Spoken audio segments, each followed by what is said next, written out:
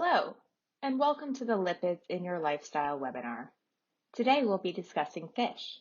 Let's start off with an overview and benefits of including more fish in your diet and the recommended serving size. We will also explore some of the common myths and rumors to help you make more informed decisions about seafood.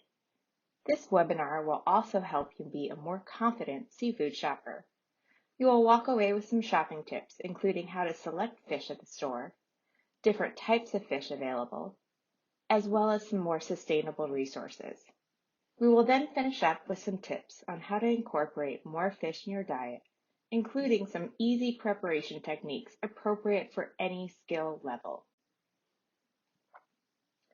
Fish is an important component of the Mediterranean diet. It is recommended to eat fish 2 to 3 times per week, with each serving being about 3 to 4 ounces. 3 ounces looks approximately like the size of a deck of cards, and 4 ounces is similar to the size of a checkbook. So where should you start to begin incorporating more fish into your diet? If it is currently not something you eat on a regular basis, begin by substituting 1 serving of red meat each week for fish and slowly working your way up to the goal of 2 to 3 times per week. Tuna fish is readily available and can be easily added to so many recipes, or you can prepare a simple tuna fish salad. Having frozen fish on hand will also make it easy to choose fish more often. If cost is a concern, seasonality guides can help determine what fish is in season, as that is the time when it often is less expensive. Seafoodwatch.org is a great resource to help determine seasonality and recommendations for the most sustainable options. We recommended that 3 ounces is about the size of a deck of cards. For some more visual cues, 3 ounces is also about the size of your palm. Fish is a broad category with lots of variety. Options include fish fillets and whole fish. If you're new to cooking whole fish, ask your local fishmonger for preparation techniques. They are a great resource. Other options include shellfish, such as shrimp, crab, lobsters, clams, scallops, and oysters. In addition to fish being a great protein source, it is also rich in omega-3 fatty acids. Omega-3 fatty acids are essential fats, which means our bodies don't make them. So you must get them through the food that you eat. The 3 main types of omega-3 fatty acids include alpha-linolenic acid, or ALA, docosahexaenoic acid, or DHA, and eicosapentaenoic acid, or EPA. ALA is found mostly in plants, like flaxseed oil, chia seeds, and hemp seeds. Both DHA and EPA are found mainly in fish. They are rich in these sources of fats because they get them from the marine algae that they eat. Omega-3s are an integral part of cell membranes throughout the body.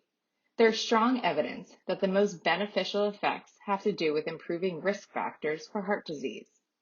They help reduce triglycerides and blood pressure. Studies show that they are especially effective in individuals with already high blood pressure. EPA and DHA may also ease inflammation, which plays a role in the development of atherosclerosis, or the thickening and hardening of arteries caused by plaque buildup. All of these can help lower your risk for heart disease, stroke, and heart failure. The following are the recommended intake for omega-3 fatty acids. Women 18 and older should get approximately about 1,100 milligrams per day, and men of the same age should get about 1,600 milligrams per day. Incorporating more fish in your diet is a great way to help meet these recommendations. Here is a list of different types of seafood and their estimated omega-3 fatty acid content in about 4 ounces of fish. Seafood in general falls victim to several myths, including wild-caught is more sustainable than farm seafood, seafood carries high levels of toxins, and seafood is too expensive. Let's discuss these topics in the next few slides to get a little bit more information. Simply put, wild-caught means seafood that was caught by a fisherman in their natural habitat. Farm fish, sometimes called aquaculture, are raised in different types of systems like pens, shown in the photo on the slide. Other systems include raising fish in tanks or on the seabed. Aquaculture has grown significantly over the last 30 years and is helping meet the needs of a growing population. Every type of fish has its own effect on the ocean.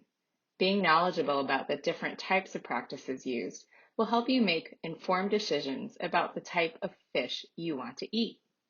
Because there are so many different types of fishing methods for both wild caught and farm fish, it helps to be aware of these methods and how they affect the environment. Sustainable seafood practices help avoid overfishing, limit bycatch, preserve marine habitats, and improve traceability. Bycatch is when fish or other marine species get unintentionally caught while fishing for another specific species or size of wildlife. Seafood traceability helps deter illegal fishing practices and verifies environmental and social responsibility claims of fisheries. Farm fish can be a great economical option, and in some species, may be higher in omega-3 fatty acids. Wild caught tends to be leaner and they eat a more varied diet. In short, farm fish and wild caught are both great ways to increase the amount of fish in your diet. Each have their own good qualities, as well as the possibility of some unsustainable methods. Learning how to identify sustainable verified products will help you make better choices for you, your preferences, as well as your budget. One of the best ways to become knowledgeable of the sustainability of your seafood options is to develop a relationship with your fishmonger. Whether you purchase fish at the grocery store or a specialty market, they are a great resource. They can give you information about what is currently in season, different fish species, and ways to substitute one type for another, how a fish was caught, the date it was received, whether it came in fresh or frozen, as well as preparation tips. Monterey Bay Aquarium's Seafood Watch and third-party certifications will also help identify sustainably caught and raised seafood. Look for these certification badges to help identify responsible sources. Monterey Bay Aquarium provides recommendations by species and region. The choices listed below are from their national guide. However, there are also regional guides for specific areas of the country. Their guides are printed in English as well as Spanish and give information about both wild-caught and farm fish. On their website, you can also learn more about different fishing and aquaculture methods. Here is a guide for the regional fish coming from the Chesapeake and Atlantic around the Virginia region. This website is also a great guide for what's in season, as well as local fishing practices and recipes. To summarize, wild-caught and farm fish are both sustainable. Using the guides we just listed, third-party certifications, or your local fishmonger can help you make the right choice for you. Let's talk about the second myth, that seafood carries high levels of toxins. Is this true? Yes, fish does contain mercury, but does this outweigh the health benefits of eating fish? The short answer is no. For most adults, the risk of getting too much mercury or other contaminants is generally outweighed by the health benefits of getting more omega-3s. Mercury occurs naturally in small amounts in the environment. The problem lies with pollution because it can cause mercury to accumulate in lakes, rivers, and oceans, which turns up in the food fish eat. When fish eat this food, it builds up in their body. Larger fish, higher up on the food chain, eat smaller fish, and the longer a fish lives, the more mercury can accumulate in their body. This means that larger fish do contain higher levels of mercury. However, this is not a reason to avoid all seafood. Because fish contain nutrients important for all stages of life, the FDA still recommends it as an important part of a healthy diet, even for more susceptible populations such as pregnant women and children. These are important tips to remember. Mercury concentrations vary in different types of seafood. Because mercury accumulation happens over time, the larger the fish, the higher the mercury content. Wild-caught seafood typically contains higher amounts of mercury than farm fish because they are feeding on marine sources that typically have higher mercury concentrations. In the last slide, we mentioned susceptible populations such as pregnant women and children. It is still recommended that they eat 2 to 3 servings of fish lower in mercury per week. Here is a guide to help choose fish lower in mercury.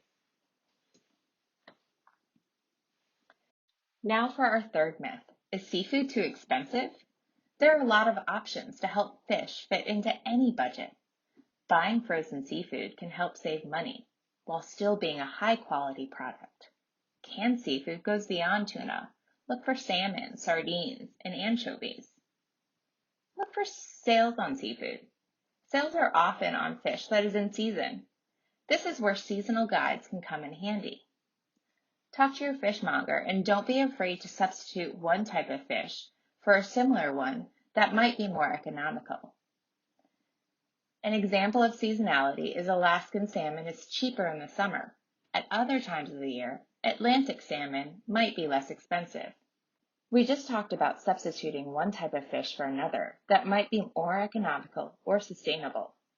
But how do you do it?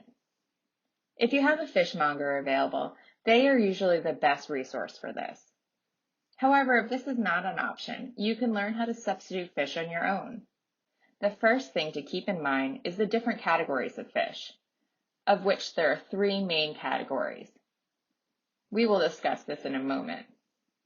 Also remember that if you choose a thicker or thinner fish than the recipe states, you may need to adjust your cooking time. Our first category is light, delicate, flaky, and mild white fish. This includes tilapia, barramundi, sole, snapper, lake trout, flounder, plaice, bass, haddock, and hake. All of these fish have a similar flavor and can be used in place of one another. Our next category is white, lean, and firm fish. This includes pollock, catfish, grouper, haddock, turbot, cod, halibut, rockfish, striped bass, sea bass, and lake trout. Our last category is fish with a richer flavor, which includes mackerel, sardines, salmon, Arctic char, swordfish, and tuna. If you remember back to our slide about omega-3 content in seafood, you might recognize that fish in this category are usually higher in these types of fat. For example, both mackerel and sardines have over 1,000 milligrams per serving. Both of these are readily available as canned fish and can be used in the way that you use tinned tuna. When you're choosing how to get the most for your money, remember frozen fish is a great option. It's usually less expensive, and unless you live closer to water, much of the seafood counter is stocked with previously frozen fish. So choosing frozen fish might be the freshest option in the long run. Let's go over some of our top tips for buying frozen fish. Look for the term quickly frozen or flash frozen. This means the fish was frozen soon after being caught for optimal quality. When buying frozen fish, look for a place that has high turnover of their frozen stock. It is important to never refreeze fish after it's been defrosted. This is a food safety issue. Also keep this in mind when buying seafood from the seafood counter and ask the fishmonger if it was previously frozen. For optimal taste and quality, fish should be frozen solid with no trace of liquid in the package. When buying fresh fish from the seafood counter, use these tips to ensure that you are getting a fresh quality product. If the fish is sold whole, the eyes should be clear, gills are bright reddish pink, and the scales have a bright sheen. The fish should smell sweet and have no unpleasant odor. When buying fish that has been already filleted, the flesh should be firm, elastic, and spring back when it's touched. The fillets should be uniform in color with no oxidation, which means they have not been exposed to air for an extended period of time. The fish should be sitting on fresh ice and not water. This means the market takes care of their fish stock, constantly replacing melting ice to help keep the fish at its freshest.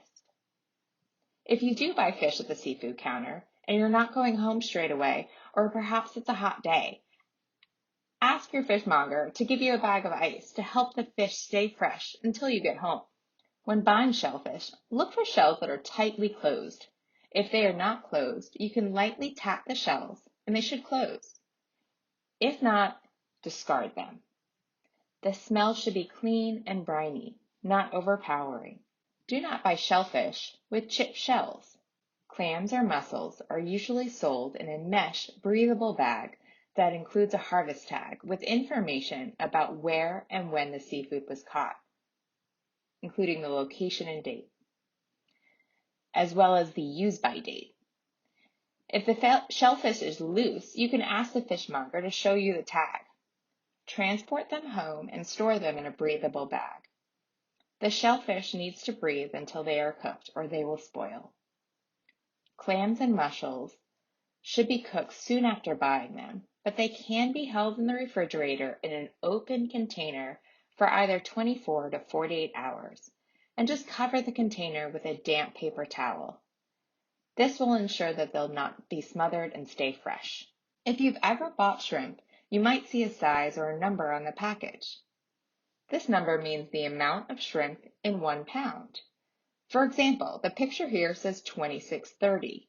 That means there are 26 to 30 shrimp per pound. If the package says U15, that means there are under 15 shrimp in 1 pound.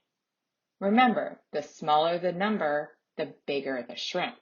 Canned fish is also a very economical resource and makes it easy to get in your 2 to 3 servings per week.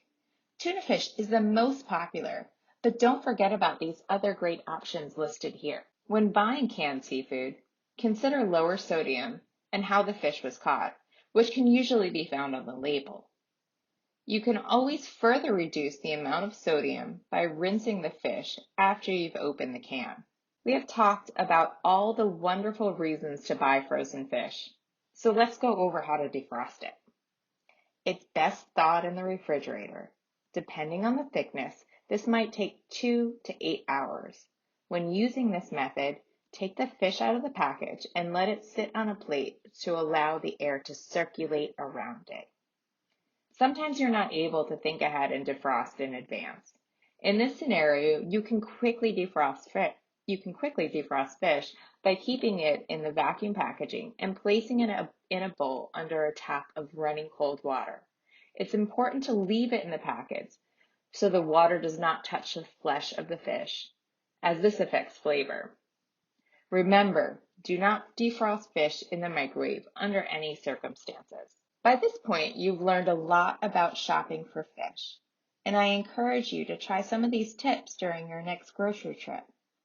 Let's move on to our top 4 favorite quick and easy ways to prepare fish. We will be viewing short cooking demonstrations on how to saute, broil, poach, and cook fish in papillote to help you find more ways to eat fish 2 to 3 times per week.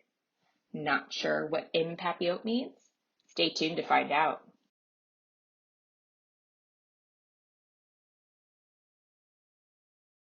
In this recipe, we are preparing broiled fish. Broiled fish is a quick and easy way to prepare fish, and it often takes less than 5 minutes to broil. You can use fresh fish or frozen fish for this recipe. If you choose frozen fish, it will need a little extra time in the oven. You can also quickly defrost frozen fish by running it under cold water for a short period of time. Thin fillets defrost very quickly with this method. First, you want to add your oil. I'm using a little bit of olive oil, but canola oil also works really well. And I just want to coat both sides of it. And I have some taco seasoning here. This is a salt-free taco seasoning. You can find it in your spice aisle, but you can also make this really easily with a lot of the spices that you already have in your spice pantry. We're just going to cover it, pat it in a little bit. Today I've chosen tilapia, but any fish can be broiled. If you have a thicker piece of fish, you might want to cook it a little bit longer, but this piece of tilapia should take no more than 5 minutes. So now that I've got it nicely seasoned, I'm gonna put it in the oven. My oven rack is about 6 inches from the top of the broiler, and check it after 4 minutes, but it might take 4 to 5 minutes. I've taken my fish out of the oven. It took about 4.5 minutes to cook. You can tell fish is done by if it flakes easily. If you have a thicker piece of fish, this recipe might take a little bit longer. Since I used taco seasoning on my fish today, I'm going to be making fish tacos. So I've shredded our broiled fish after it cooled a little bit, and I'm going to top it with some of my favorite taco toppings. I have some cabbage slaw. I also have some tomatoes. You can use whatever types of vegetables or condiments you like to finish with. I have a little bit of fat-free Greek yogurt, which is one of my favorite substitutions for sour cream. I'm gonna top it with a little bit of cilantro, a squeeze of lime. If you like hot sauce, you can add a little bit of hot sauce, and your Taco Tuesday is ready to go in under 15 minutes.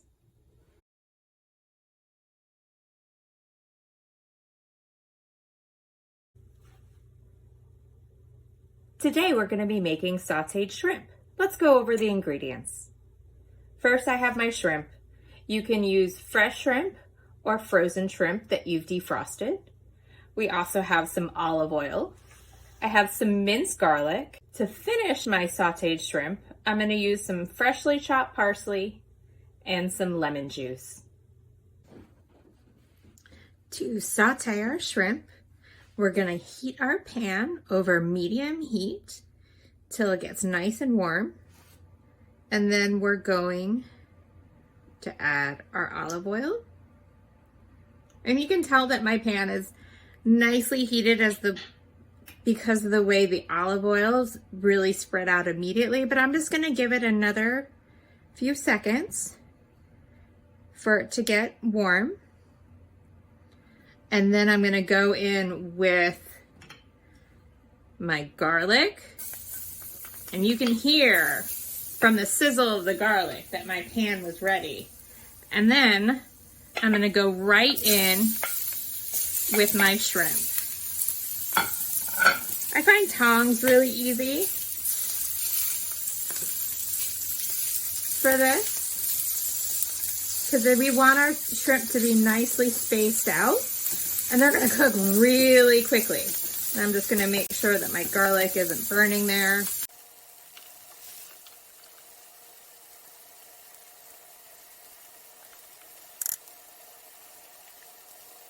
One thing I love about cooking shrimp is that they tell you when they're ready. So we're gonna cook about 1 to 2 minutes on each side. And then we're gonna give them a flip. And you can see that it went from that translucent to pink. So we're gonna give them all a nice flip. We're getting some really pretty color on the shrimp here too. A lot of times when you saute things, you wanna move it around. It's really tempting. Just kind of let it sit and let the heat do its thing. All right, and we can see that both sides are turning nicely pink, and we want to look for the middle to be no longer gray and translucent, but white. And these are cooked perfectly. So I'm going to finish it with a little bit of parsley. We're going to squeeze some lemon juice on them and give them a nice little toss. And that's it. Less than 5 minutes. A good source of healthy fats and a great way to get in your servings of fish. 2 to 3 servings of fish in the week.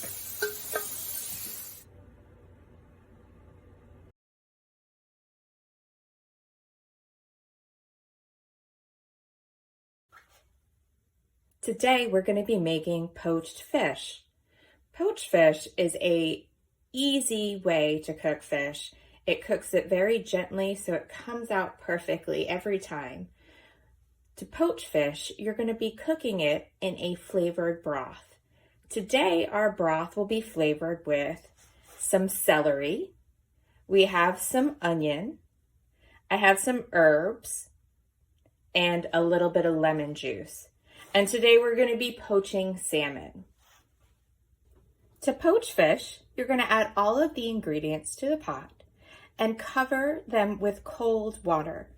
You want to make sure that your fish is fully submersed. It is important to start with cold water and gently bring it up to temperature over a very low simmer. We just want gentle bubbles on the side. This will help keep the moisture in the fish. And poached fish goes great with a yogurt sauce. While our fish is cooking, we're going to whip it up. You can mix up your yogurt sauce in a food processor or just whisk the ingredients together in a bowl. So I've started with my Greek yogurt. To the bowl, I'm going to add 2 tablespoons of olive oil. We have our tablespoon of shallots and a tablespoon of our herbs and about 1 to 1.5 tablespoons of lemon juice. Why are we starting out with non-fat yogurt and adding olive oil to it instead of starting out with either 2% or full-fat yogurt? 2% or full-fat yogurt has saturated fats, which raises your LDL cholesterol. By using olive oil, it is a great source of monounsaturated fats, which helps lower your LDL cholesterol and has some great antioxidant properties. When your poached fish is done, you want to remove it from the cooking liquid and let it rest for about 5 minutes. Your fish is done when it reaches 140 to 145 degrees Fahrenheit. If you don't have a thermometer, you can test the fish by using a fork to test the flakiness. When it flakes easy, it is done. It's a good idea to test the thickest part of the fish.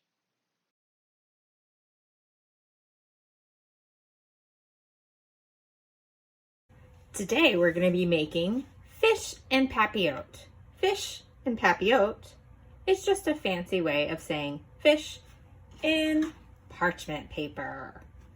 So we are starting off with some striped bass that we got from the frozen section. We have some salt and some olive oil. We're going to include some zucchini and carrots. And then we have some herbs and a shallot, which is just like an onion. You can use an onion if that's what you have, to give it some flavor. Let's get started. To begin this recipe, we are going to prep our vegetables.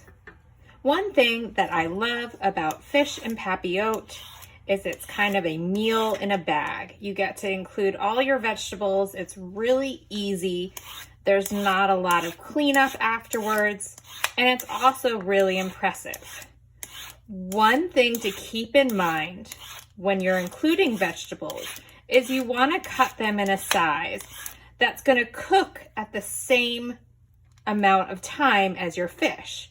So we wouldn't want really chunky vegetables with a very thin piece of fish and vice versa. But we have a pretty thin piece of fish. We're using a Y peeler, which is one of my favorite kitchen tools.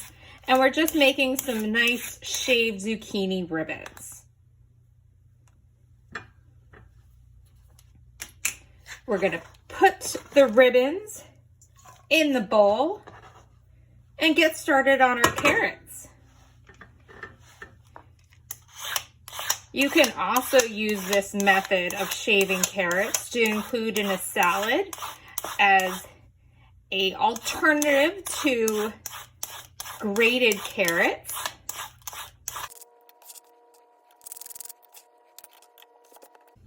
And now we're gonna slice our shallot nice and thin. And this is just gonna give it the vegetables and the fish some good flavoring. Again, as I said before, you can use an onion instead of a shallot. And now we're gonna slice a lemon. We just want a few nice rounds. We're gonna just put these off to the side. And then I have some parsley.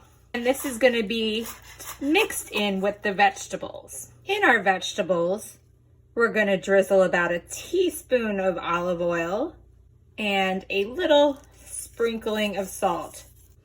And now we're just gonna give the vegetables a good mixture and really distribute the olive oil, get the shallots all mixed in with the zucchini. So now we're gonna cut our parchment. I recommend, especially for the first time, cutting a piece that is bigger than you think you need. We're gonna fold it in half, and then we're gonna cut it in a heart shape. So now that we've cut our heart shape, we're just gonna unfold it and open it up. And I'm gonna start with putting my vegetables on the base. And that way, the flavors of the fish are gonna cook in with the vegetables and everything is gonna get flavored really nicely. So we have a nice pile of vegetables here. Then we're gonna top our fish right on top of those vegetables. Scoot it over. This is about half a teaspoon of olive oil. I'm gonna finish with the rest of this salt. And then, just to be fancy, and also the lemon is gonna give it some nice flavor. I'm gonna squeeze a little bit more lemon on top. And then we're gonna place some herbs. The herbs look pretty, but the herbs are also gonna give this dish a little bit more flavor. Now to fold our fish, we're gonna fold it back over and we're gonna start with the pointy side of the heart. And we're just going to crease it. And you wanna go back and give it a hard crease. And we don't wanna pack this too tightly around the fish because we want the fish to have room to steam. It's gonna puff up. Now that I'm all done crimping my parchment, I'm gonna carefully place it on a cookie sheet. You can always use a spatula. If it's a little wobbly, we're gonna put it in the oven for about 12 to 15 minutes at 400 degrees. If your fish is a little bit on the thicker side, about 1 inch, then you wanna go for about 15 minutes.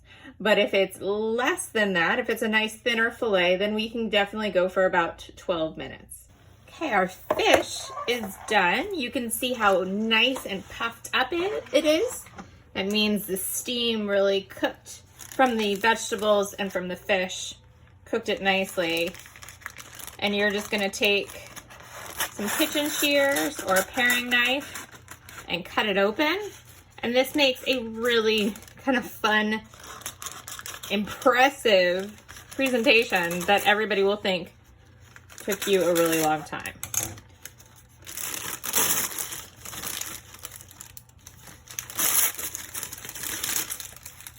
And here's our finished product. Again, what I love about fish and papillote is you're able to cook your vegetables with your fish at the same time, so it's a one dish meal. Enjoy. Thank you for viewing the Lipids and Your Lifestyle webinar on fish. Over the last 35 minutes, you've learned that it's recommended to include fish in your diet 2 to 3 times per week. We recommend this because fish is a great source of omega-3 fatty acids, like EPA and DHA, which help prevent heart disease and strokes. Both wild-caught and farm fish can be sustainable and safe. Frozen fish is a very convenient and economical option. And remember, our recipes are not written in stone. You can almost always swap out one type of fish in a recipe for another within the same category. Thanks for joining us and enjoy eating more fish.